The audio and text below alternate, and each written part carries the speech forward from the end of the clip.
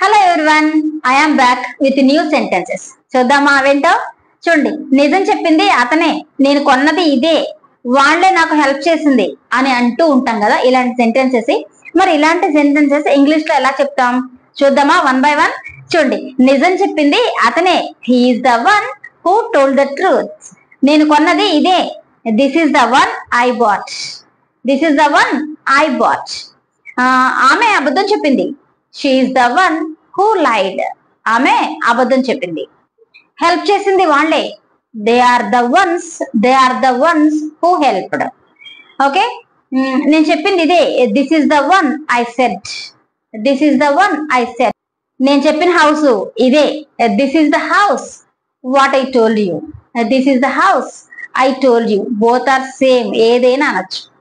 చూద్దామా next sentence.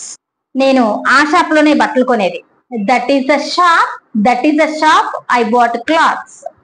నేను ఆ షాప్ లోనే బట్టలు కొనేది. ఓకే, చూసారు కదా. Have a nice day, keep watching. Thank you so much.